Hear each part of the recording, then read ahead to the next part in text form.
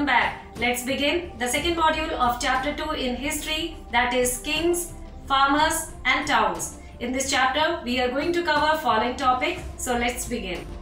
Beginning with the meaning of some of the keywords and topic 4, notation of kingship. Chief and kings in the south, how they develop.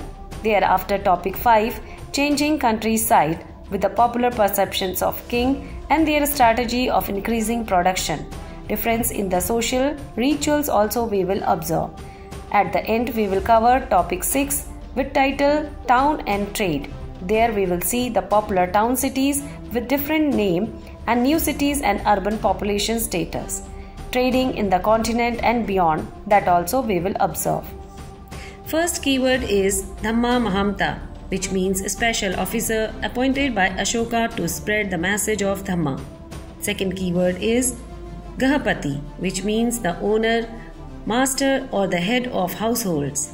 Last word is Kushana, a clan of nomadic people living in China, ruled over a vast kingdom extending from Central Asia to Northwest India and were the first to issue the gold coin in India. So fourth topic of this module is new notion of kingship. New notion of kingship means the rising of some other kingdoms and queens in the entire India. So in previous module we discussed about the time period soon after the vanishing of Harappan civilization, how Mahajanpadas arised, and among 16 Mahajanpadas we read about Mauryan Empire, which was very popular in Magad. Now thereafter we come to know that some other portion, towards the other portion of India, towards the south area, we find some new kings were rising up, and let us know who were these in this topic 4 with the title New Notation of Kingship. So here new chiefs and kings towards the south area rised up, and very popular one around 200 BCE were Satavahanas, and they ruled towards the area of Central Asia to the northwest of India. Thereafter we find some more kings rising towards the Andhra Pradesh and other part of the India. These were Kushanas, and they rised up around 100 BCE or 1 century. Now these also were spread towards the Central Asia to India, and they titled themselves as a Devputra, which means the son of God. So let us see more about this. Let us see about Kushanas. Here in this module we are going to understand Kushan Empire and its administration and contribution of the ruler Kanishka. Kushanas after Maurya were the important dynasty of India. The Kushana were the nomadic tribe descended from Yachi and which migrated to India from central China. Kushana defeated the Shakas and Pratiharas and other foreign communities settled in the northwestern part of India and settled in the Gandhar region. Kushana dynasty was founded by Kujla Kadphises. Kujla Kadphises united Yachi tribe under one leadership. Crossing the Hindu Kush range, Kujla Kadphises settled in Kabul and Kashmir.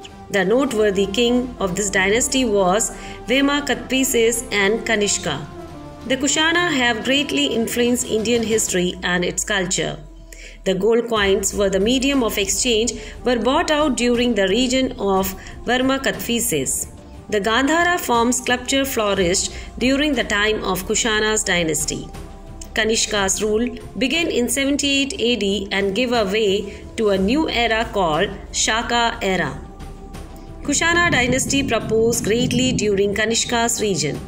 Kanishka's kingdom spread up Sanchi in the south and Banaras in the east and included Central Asia too.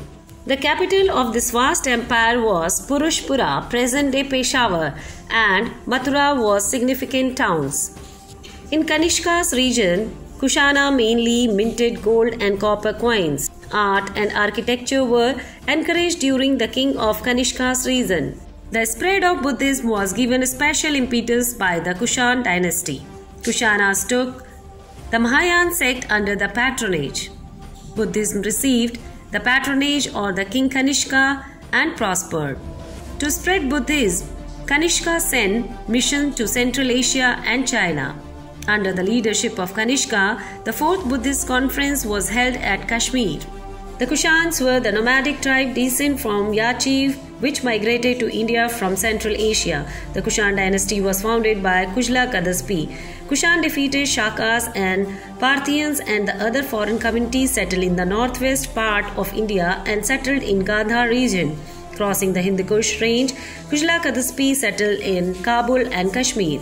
The noteworthy king of this dynasty was Vema Kadaspi and Kanishka. The gold coins were the medium of exchange were bought out during this region of Vema Kadaspi. The Gandhar form of sculpture flourished during the time of Kanishka's dynasty. Kanishka ruled began in 1788 and gave the way to the new era called Shaka's era. Kanishka's kingdom spread to the Sanchi in the south and Banaras included Central Asia too. The capital of this vast empire was Purushpura. Kanishka took the Mahayana sect under their patronage. To spread Buddhism, Kanishka sent missions to the Central Asia and China. In this module, let us discuss about Satavahana. Satavahana were the first who established a dynasty in the Deccan and settled in the land between Godavari and Krishna River, which is the present region in the Andhra Pradesh, Telangana and Maharashtra. The Satavahana originally were vassals of Chandragupta Maurya and paid tribute to him. The Simuka became independent in 220 BC and established his capital in Srikakulam. Gautami Putra Satakarni was the prominent king of the Satavahana dynasty. He expanded his kingdom to include Konkan, Berar, Saurashtra and Malwa and many other new areas. He had defeated the Shaka and began the Shalivahana Shaka era. The last king of the dynasty was Sri Yajna Satakarni. During this time, the empire stood devastated and account on continued attack by the Shakas. The king was supreme during the Satavahana rule, but purpose of administration of the kingdom had been divided into provinces called Janapadas. Officers were appointed to look after the Janapadas. Self-governing institutions look after the cities and villages. Discrimination on the basis of Varna system did not exist in this society. Women had status and held high offices. People of different occupation like farmer, merchant, goldsmith, fisherman, carpenter, weaver and medicine men had formed occupation associations. The associations later emerged as commercial and trade organizations. Nasik, Kalyan, Bharuch or Batikal were the trading center. Even foreign traders were given encouragement.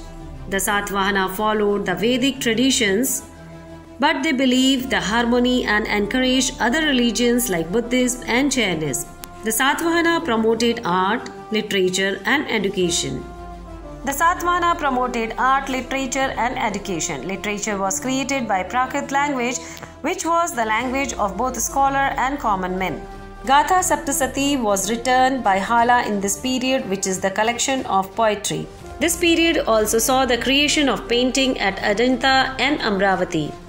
Many temples, viharas and chaitulyas were built. The Bhavanasi merchant Bhutpala built the Kshatriya Graha at Karle.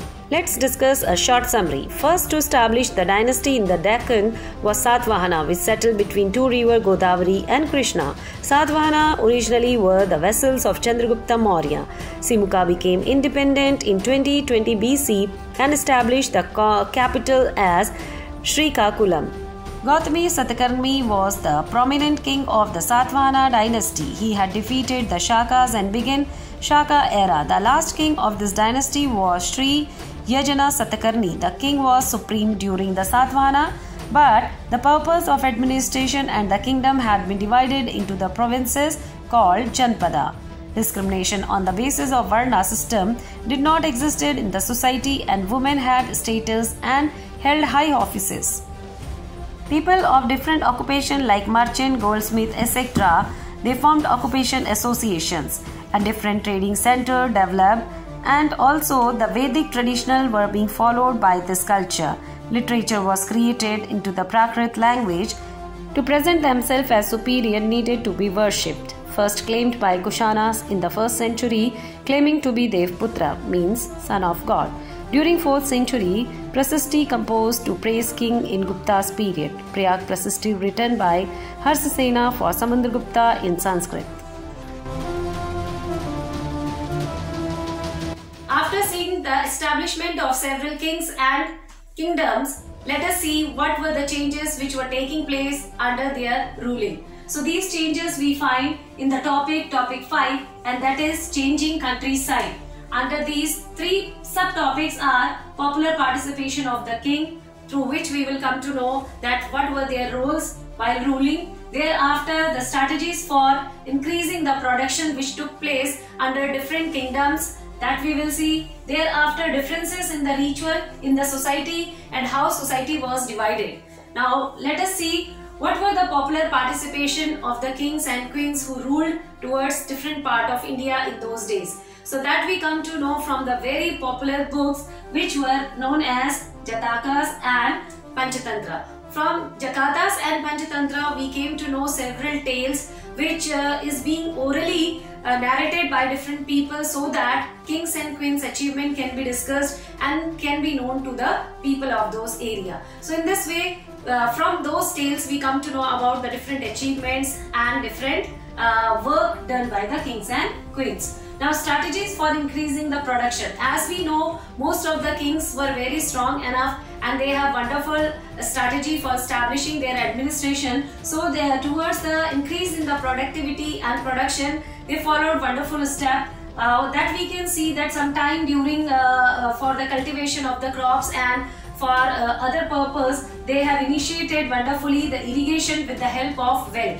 Thereafter we can see they bring a modern technique towards the ploughing system, and then they introduce iron tip plough. Thereafter we see towards the Ganga valley we find alluvium soil, and they gradually shifted their agriculture towards that area, and which increased and which helped in increasing the crop productivity. So these were the wonderful changes followed by the kings and queens. Thereafter we see the different rituals done by the society. It means different departments were being assigned to the different people. For example, landholder. Landholder is also called as Grahapati. Grahapati means the head of the household and he is the head of the family. Thereafter is the village head, and one more is there, that were the landholders. So landholders are the property holders who has more number in land pieces, and village head is the head of the village. So in this way we find how development of the countryside was taking place soon after the establishment of several kingdoms in that time period. Popular perceptions of the king. No account by the people about their king, from oral folk tales such as Panchatantra and Jataka, were lately written in Pali in the millennium CE. One story depicts about the wicked king collecting tax, leading people to hide and live in the forest. Strategies for increasing production. Another way to meet the growing demand of taxes was to increase crop production. Iron plough share was used to turn alluvial soil in area with the high rainfall. Semi-arid regions like Punjab, Rajasthan did not adopt this technique till 20th century. Hilly terrain practiced hoe agriculture, and irrigation through well and tank and canal were also very less. Differences in the rural society. Grahapati term in the Pali text means head or the master of the household. In Tamil literature, Sangam text differences on the basis of resource accessibility. Vellar means landowner. Ujuar means ploughman. Adimai means slave.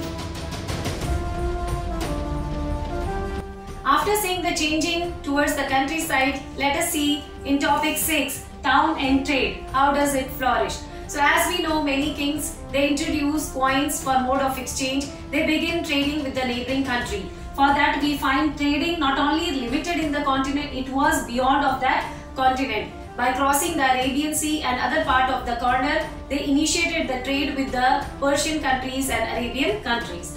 Now let us see how towns were being divided. There were certain towns which were called as the capital town. Very popular one were the Rajgir and Patliputra, the capital of Awadh. 2 times it was being changed. Thereafter the trading town Takshashila and Ujjain, where most of the trading activities were done, due to which people got connected and they started exchanging their culture. Now some towns were very popular among 16 towns or Mahajanpada. These were the cultural town where cultural activity used to take place. These were Mathura and Varanasi. Among 16 Mahajanpadas, some of the cities rised up with a popular name. These were Patliputra, riverine route town, Ujjaini, land route town, Puhar, sea route town near coastal area, and Mathura, commercial, cultural and political activities center. Let us have a look upon urban population, elites and craftsperson. Elites live in fortified cities. Artifacts excavated includes fine pottery bowls and dishes, ornament, tools, weapons, vessels and figurines. Emerging occupation included weavers, blacksmith, goldsmith, merchants, traders, potters and carpenters. Role to guild has also been found. Trade in subcontinent and beyond. India had contact with the country in the eastern side along with the Bay of Bengal as well as in the western side of North Africa, West Asia and some part of Europe as well. Successful merchants were called as Mataswan in Tamil and Sethi and Satvana in Prakrit. Wide range of goods used to transfer from one place to another. Let us see the relation between coins and kings. Exchange of goods took place through coinage. Punchmark coins of the copper and silver. Coins had inscription, pictorial representation, etc. which are issued by the kings. First coin were issued in the 1st century CE by Kushanas, vertically identical in the weight to those issued by the contemporary Roman emperors. Historians suggested of link with the Roman Empire as well. That's all in this module, dear children. Remaining topic we are going to cover in the last module of this chapter. Till then, stay connected, stay happy. It's time to do some questionnaire. First question is, why is 6th century BCE often considered as a major turning point in Indian history? Because of emergence of state cities and towns, uses of iron, emergence of state cities and town, dominance of Hinduism and uses of iron, or emergence of Buddhism and Jainism. Next question is, who was Dhamma Mahamta? Special revenue officer appointed by Ashoka for tax collection, or special officer appointed by Ashoka for maintaining law and order in the kingdom, special officer appointed by the Ashoka to spread the message of Dhamma, or the special officer appointed by the Ashoka to stop spread of Dhamma. Answer all these questions in comment. Thank you for watching.